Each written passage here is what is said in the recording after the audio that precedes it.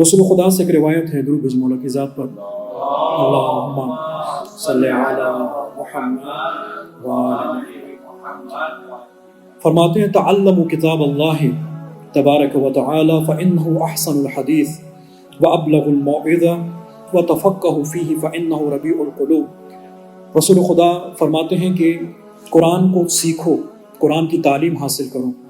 قرآن نہیں آتا تو قرآن کو سیکھنے کی کوشش کرو، اور اس حوالے سے کبھی بھی انسان کو شرم محسوس نہیں ہونی چاہیے۔ اگر کوئی اچھی چیز سیکھنی ہے تو عمر کے جس بھی مرحلے میں سیکھی جائے، جس سن و سال میں سیکھی جائے، وہ ہنر ہے، وہ کمال انسانیت ہے۔ انسان 60 سال بعد اگر کسی چیز کو سیکھ لیتا ہے تو کم از کم اس جہالت سے بہتر ہے کہ جس کے اندر عدم علم پایا جاتا ہو۔ فرماتے ہیں تعلموا کتاب اللہ، کتاب خدا کو سیکھنے کی کوشش کرو۔ فإنہ احسن الحدیث، کیونکہ یہ بہترین کلام ہے، سب سے اچھا کلام اگر روئے زمین پر کچھ مل سکتا ہے تو کلام خدا ہے۔ خود تھوڑی دیر کے لیے فکر کریں، کسی عالم کا کلام ہو، خود ائمہ کا کلام ہو، خود رسول خدا کا کلام ہو، تمام کلاموں سے افضل جو کلام اس وقت ہمارے پاس موجود ہے وہ کلام پروردگار ہے۔ اس سے بڑھ کر کسی انسان کا، کسی مخلوق کا کلام افضل نہیں ہو سکتا۔ لہٰذا افضل ترین چیز جو ہمارے گھروں میں ہوتی ہے، ہمارے سینٹرز میں ہوتی ہے، وہ کتاب خدا ہے۔ لہٰذا کبھی کتاب خدا کو بھی میں نے اسی طرح سے سننے کی کوشش کی ہے جس طرح سے میں کسی اور کو سننے کی کوشش کرتا ہوں۔ فرماتے ہیں سب سے بہترین کلام تمہارے پاس کتاب خدا ہے، وَأَبْلَغُ الْمَوْعِظَةَ، اور سب سے کامل ترین نصیحت جو ہے وہ تمہاری قرآن کریم کے اندر موجود ہے۔ کسی سے بھی نصیحت حاصل کرنا چاہتے ہو، کسی شخص سے نصیحت حاصل کرنا چاہتے ہو تو جو خدا نے خود نصیحت نازل کی ہے وہ سب سے کامل ترین نصیحت ہو۔ کتاب خدا کے اندر جو کچھ انسان کی ہدایت کے لیے، انسان کے کمال کے لیے پروردگار نے رکھا ہے، کوئی چیز بھی اس کا مقابلہ نہیں کر سکتی۔ لہٰذا قرآن کریم کی دوسری خصوصیت یہ ہے کہ کامل ترین نصیحت ہے انسان کے لیے۔ اور پھر فرماتے ہیں وَتَفَقَّهُ فِيهِ فَإِنَّهُ رَبِيعُ الْقُلُوبِ، اب جب تمہیں قرآن کی تعلیم تک پہنچ گئے ہو، اب اس کو سمجھنے کی کوشش کرو۔ فقہ کہتے ہیں صرف علم کو نہیں بلکہ علم کے اندر غور و فکر کو، سمجھ بوجھ کو جو ہے وہ علم کی جو دوسری منزل ہے۔ علم پہلا مرحلہ کیا ہے کہ معلومات کا ذخیرہ ہو جانا انسان کے ذہن کے اندر۔ آپ نے کوئی چیز سنی تو وہ چیز آپ کے ذہن کے اندر منتقل ہو جاتی ہے۔ آپ نے کسی کو اپنے آنکھ سے دیکھا ہے تو وہ معلومات کے عنوان سے، انفارمیشن کے عنوان سے آپ کے ذہن میں منتقل ہو گئی۔ اب اس کو سمجھ بوجھ نہیں کہا جائے گا، اس کو سمجھ بوجھ کب کہا جائے گا؟ جب انہی معلومات کے اندر آپ آ کر ذہن کو استعمال کرتے ہیں، ان سے نتیجہ لینے کی کوشش کرتے ہیں، تو اس کو سمجھ بوجھ کہا جاتا ہے۔ یا آپ کے پاس جو علم فقہ ہے اس سے مراد کیا ہے؟ جو روایتیں آ رہی ہیں اس سے نتیجے تک پہنچنے کی کوشش کرو۔ جو قرآن کی آیت تم فقہ کے باب میں استعمال کر رہے ہو، تم اس کے ذریعے سے نتیجے تک پہنچنے کی کوشش کرو۔ بس قرآن کا پہلا مرحلہ اس کو تعلیم ہے، پھر فرماتے ہیں کہ اس کو سیکھو، اس کو سمجھنے کی کوشش کرو، اس کے اندر غور و فکر کرو۔ کیوں؟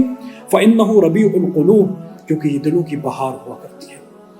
اگر اپنے دل کو خزاں سے بچانا چاہتے ہو، خزاں میں کیا ہوتا ہے؟ درختوں کے پتے جھڑ جاتے ہیں، ان درختوں کے پتوں کے رنگ جو ہے وہ زرد ہو جاتے ہیں۔ فرماتے ہیں دل بھی اسی قسم کی ہے۔ کبھی خزاں کا موسم ہے تو خزاں کے موسم کی علامتیں کیا ہیں؟ نہ ذکر پروردگار کے اندر کوئی دلچسپی ہے، نہ ذکر پروردگار کے اندر کوئی رغبت ہے، نہ ہی انسان کا دل اس طرف راغب ہوتا ہے کہ جہاں پر اسے پروردگار کی یاد آ سکے۔ فرماتے ہیں کہ اپنے دلوں کے اندر یاد خدا کو لانا چاہتے ہو تو اس کو بہار کا موسم دو، اور اگر اس کے اندر بہار لانا چاہتے ہو تو قرآن کی تلاوت کیا کرو۔ فَإِنَّهُ رَبِيعُ الْقُلُوبِ، تلاوت بھی کرو، قرآن کو سمجھنے کی کوشش بھی کرو۔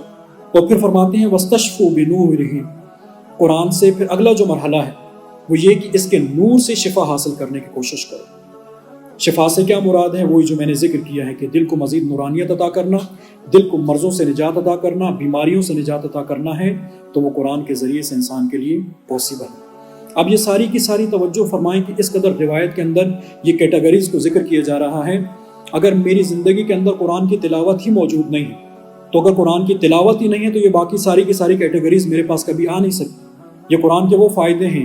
انسان اگر کسی کنویں کے کنارے پر جا کر کھڑا ہو جائے اور پانی کو حسرت بھری نگاہ سے دیکھنا شروع کر دے، اور اس کی خواہش یہ ہو دل کے اندر کہ میری پیاس بجھ جائے، مجھے پیاس سے افاقہ ہو جائے، اور نہ اس کے لیے کوئی زحمت اٹھائے، نہ اس کے اندر کوئی برتن ڈالنے کی کوشش کرے، نہ کوئی رسی ڈالنے کی کوشش کرے، اور کھڑا رہے کہ میں پانی کو دیکھوں اور میری پیاس بجھ جائے، تو اس انسان کو جو بھی دیکھے گا اس کو نادان تصور کرے گا کہ اس انسان کے اندر اگر عقل ہوتی تو پانی کے پاس کھڑے ہو کر اس پانی کے حصول کے لیے کوشش کی جاتی ہے۔ لہٰذا انسان اگر تلاوت قرآن ہی نہیں کرتا، اس نے کبھی اپنی زندگی کے اندر قرآن کو کھولنا نہیں ہے، تو باقی جتنی بھی کیٹیگریز کو ذکر کیا جا رہا ہے کبھی وہ قرآن سے ان حوالوں سے استفادہ نہیں کر پائے گا۔ فرماتے ہیں اپنے دل کو شفا عطا کرنا چاہتے ہو قرآن کے نور کے ذریعے سے تو قرآن کی تلاوت کرو۔ لما فی الصدور، اور یہ جو بیماری ہے اور جو نور کے ذریعے سے جو تمہیں شفا ملنی ہے، انسان کے ظاہری بدن کو کبھی آپ میڈیسنز کے ذریعے سے اس کو علاج کروا دیتے ہیں، اس کی بیماری کے اندر کمی آ جاتی ہے، لیکن اس دل کو کہ جو اس جسم کے اندر ہے، وہ روح کے جو اس جسم کے اندر ہے، میں اس کو میڈیسن نہیں دے سکتا، میں اس کو دوائیاں نہیں دے سکتا، میں اس کو پیناڈول نہیں دے سکتا، لہٰذا اس کی شفا کے لیے مجھے کیا کرنا ہے؟ کبھی میں نے اس کو بھی سوچنے کی کوشش کی۔ فرماتے ہیں کہ اگر اس کی شفا چاہتے ہو تو وہ قرآن کے اندر موجود ہے۔ وَأَحْسِنُوا تِلَاوَتَهُ فَإِنَّهُ أَحْسَنُ الْقِصَصِ، اور اس کو بہترین انداز سے تلاوت کرنے کی کوشش کرو کہ اس کے اندر بہترین قصے پوشیدہ ہیں۔ اللہ نے اپنی تمام تر بہترین ہستیوں کا ذکر جو ہے، آپ حضرت آدم سے لے کر حضرت خاتم تک کو اٹھا کر دیکھ لیں، حضرت آدم سے بڑھ کر ان کے زمانے میں کوئی بہترین انسان نہیں تھا، حضرت ابراہیم سے بڑھ کر ان کے زمانے میں کوئی بہترین انسان نہیں تھا، اور خدا نے اگر ان ہستیوں کا ذکر کیا ہے تو کہاں پر کیا ہے؟ اپنی کتاب کے اندر کیا ہے۔ تو فرماتے ہیں کہ اس کے اندر بہترین قصے ہیں۔ جاؤ حضرت یوسف کے قصوں کی تلاوت کرو، جاؤ حضرت موسیٰ کے قصوں کی تلاوت کرو، دیکھو کہ اس کے اندر پروردگار نے تمہارے لیے کون کون سی عبرتوں کو رکھا ہے، کون کون سی نصیحتوں کو رکھا ہے۔